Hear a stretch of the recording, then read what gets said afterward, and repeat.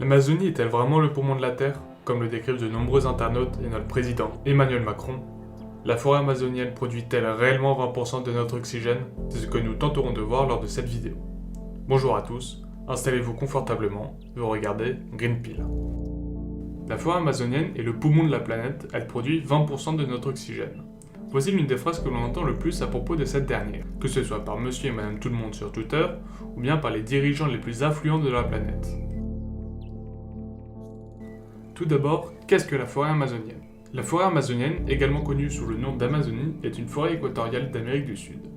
Elle s'étend sur 9 pays, principalement au Brésil, 63%, en Bolivie, 11% et au Pérou, 13%. Avec près de 390 milliards d'arbres, 16 000 espèces selon les estimations, elle représente 13% des arbres de la planète. Les forêts primaires sont des réservoirs de biodiversité, ce qui en fait un espace particulier, faisant d'elles un des symboles de survie de la faune et de la flore, à l'âge du numérique, de la mondialisation et surtout du capitalisme. Comme nous pouvons le voir sur Google Trends, la forêt amazonienne connaît un pic d'affluence autour de la semaine du 18 au 24 août 2019. De janvier à août 2019, plus de 40 000 feux ont été décomptés. Il s'agit du nombre le plus élevé depuis le début de la collecte des données en 2013. Les journaux titrent alors « Hausse de 30% des incendies de forêt en Amazonie en 2019 », allant même jusqu'à des hausses de 80%, laissant croire que la situation est totalement catastrophique. Le procédé utilisé ici est l'hyperbole, afin de jouer sur la peur, faire entrer en jeu les sentiments, délaissant le côté rationnel pour vous faire cliquer plus rapidement sur l'article. Néanmoins, il faut remettre cela dans son contexte, et c'est par sensationnalisme que les journaux titrent ainsi leurs articles, bien sûr sans jamais citer les données des années précédentes.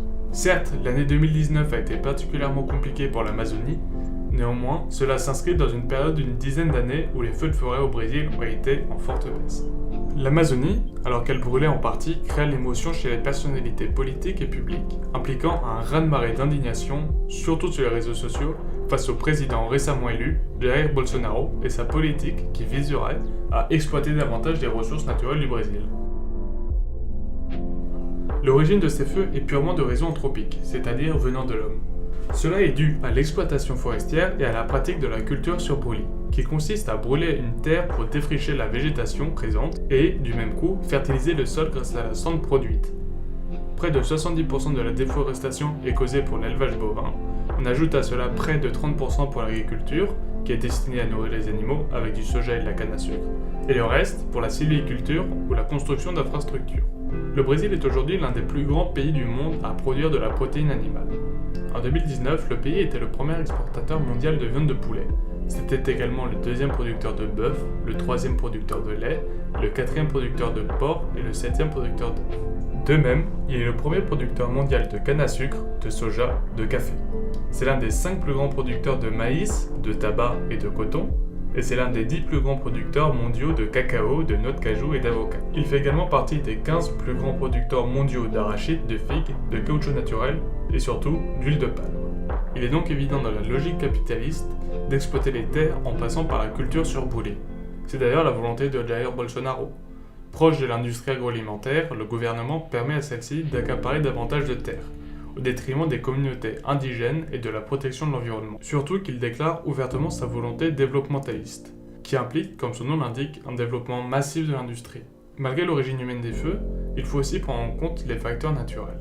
El Niño est un courant chaud proche de l'Amérique du Sud et il s'accompagne habituellement de chaleur et de sécheresse. Il était particulièrement important et violent en 2019, favorisant grandement les feux. La combustion impliquée par la culture sur brûlis cause le passage de la matière carbonée C en dioxyde de carbone CO2. Le problème avec cela est que le CO2 conserve mieux la chaleur, impliquant son maintien dans l'air, engendrant donc le fameux effet de serre. L'origine des feux est donc due à la culture sur brûlis, impliquant une concentration élevée en CO2 et contribuant à la hausse de la température. Tout de même, les conditions climatiques, El Niño et les facteurs anthropiques comme l'élevage intensif ont favorisé la propagation des feux. Non. De plus, les chiffres tant répétés par tout le monde de la soi-disant production de 20% de l'oxygène terrestre est une grossière exagération comme le dit si bien National Geographic. La contribution de l'Amazonie à l'oxygène que nous respirons est proche de zéro. Pour comprendre cela, il faut comprendre comment fonctionnent les végétaux. Il y a 2 phénomènes à prendre en compte. Le premier est la photosynthèse, qui engendre une absorption de dioxyde de carbone et un dégagement d'oxygène dans l'atmosphère. Le deuxième phénomène est la respiration. Les végétaux absorbent de l'oxygène et rejettent presque autant de CO2 qu'ils en absorbent. Certaines estimations jugent que finalement, l'Amazonie rejetterait un peu moins de 5% d'oxygène et non les 20% tant répétés.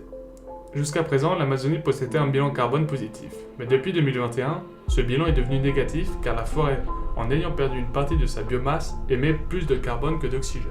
Le dépérissement de la forêt amazonienne fait partie des points de bascule identifiés par les scientifiques comme des éléments clés dont la modification pourrait engendrer un drame climatique irrémédiable. À ce changement s'ajoute la dégradation des sols de l'Amazonie.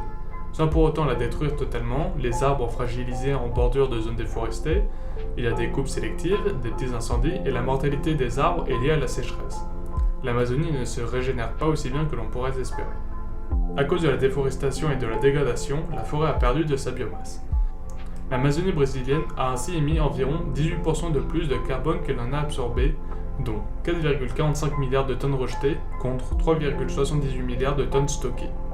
Pour l'instant, les autres pays amazoniens compensent les pertes de l'Amazonie brésilienne, et ainsi l'ensemble de l'Amazonie n'a pas encore basculé, mais elle pourrait le faire bientôt. En plus d'abriter 10% de la biodiversité mondiale ainsi que le plus grand bassin versant de la planète, ce territoire accueille 34 millions de personnes vivant encore en grande majorité des services rendus par une nature amazonienne exceptionnelle. Comment agir à son échelle ? Nous sommes dans un système capitaliste qui est régi par la loi de l'offre et de la demande du consommateur, c'est-à-dire nous. Nous sommes donc le levier qui permet de faire basculer les choses. Comme nous l'avons vu, c'est presque 70% de la déforestation pour l'élevage et presque 30% de déforestation pour nourrir le bétail. Arrêter de consommer de la viande du Brésil implique la baisse de la demande, ce qui impliquera une baisse de l'offre. Depuis 40 ans, c'est 670 000 m² de forêt qui ont été déforestés pour l'élevage, soit en moyenne 91 stades de foot mis bout à bout. Je vous aurais bien conseillé de consommer local. Néanmoins, les élevages français dépendent fortement de l'agriculture brésilienne. Le mieux si vous souhaitez continuer à manger de la viande est de bien connaître votre éleveur et savoir et connaître l'origine de ce qu'il donne à ses bêtes. Un cargo rempli de 60 000 tonnes de tourteaux de soja brésilien accoste en moyenne tous les 10 jours dans un port français. Mais pourquoi la France achète son soja destiné à l'alimentation animale en Amérique ? Il s'agit en réalité d'un accord commercial négocié au sein du GATT qui attribue la production de protéines végétales, soja colza, aux Amériques, et celle de l'amidon, blé céréales, à l'Europe. La dépendance de l'Europe aux protéines importées a atteint dès les années 1970 des niveaux très élevés, souligne la Commission européenne. Depuis quelques années, la tendance se ralentit, surtout en France où la production de soja et de protéines alternatives, tournesol, colza, légumineuses, pois, est encouragée mais demeure très faible. Les importations françaises de soja sont ainsi passées de plus de 5 millions de tonnes en 2007 à 3,5 millions de tonnes 10 ans plus tard. Au niveau européen, ce chiffre est passé de près de 40 millions de tonnes à un peu plus de 33 millions. Le problème ici n'est pas de culpabiliser les agriculteurs et les éleveurs qui sont dans une détresse sans nom, mais de culpabiliser le système dans lequel nous sommes, obligeant ces derniers à se plier aux lois du marché qui jouent totalement leur défaveur. Vous pouvez passer des protéines animales aux protéines végétales. La plupart des produits ayant des protéines végétales contiennent du soja. Il faut donc faire très attention à acheter du soja français et bio. Il n'a pas lieu ici de faire un débat nutritionnel sur la qualité des protéines, sur les capacités d'absorption du corps humain, mais d'agir pour le climat. Et non, le soja ne vous fera pas pousser les seins. Évitez tout produit industriel contenant de l'huile de palme. Comme nous l'avons vu, le Brésil est un acteur mondial dans l'exportation d'huile de palme. Et celle-ci fait des ravages dans les forêts à travers le monde, que ce soit en Amazonie ou ailleurs. C'est d'ailleurs la Malaisie et l'Indonésie les principaux producteurs d'huile de palme et, à eux deux, ils représentent 85% de la production totale.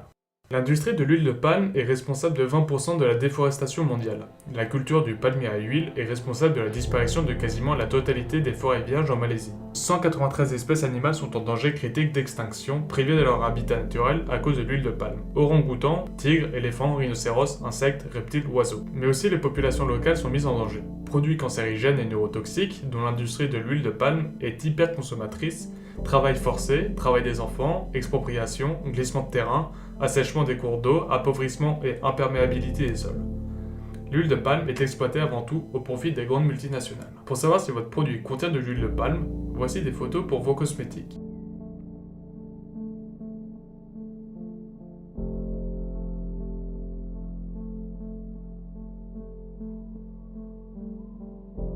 Et pour vos produits alimentaires, il faut regarder l'étiquette.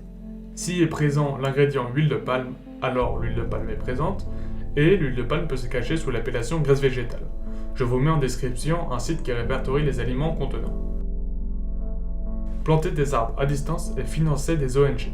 De nombreuses entreprises et ONG proposent de planter des arbres en contrepartie financière. Les liens seront dans la description. Replanter des arbres, c'est permettre une meilleure absorption du CO2, c'est donner un abri à des animaux et c'est aussi créer de l'emploi. Alors que l'Amazonie brésilienne vient de passer à un bilan carbone négatif, il est de notre devoir de planter d'autres arbres afin de contrebalancer cette perte. Les ONG sont des acteurs politiques qui ont la capacité de faire bouger les choses à plus grande échelle. Financer des ONG, c'est leur permettre de continuer la lutte. Je vous remercie d'avoir regardé la vidéo jusqu'au bout. Je vous encourage à partager, à laisser un petit pouce bleu et à vous abonner à notre chaîne YouTube. N'hésitez pas à faire savoir si vous êtes d'accord ou pas avec moi. À la prochaine, c'était Théo pour Green Pill.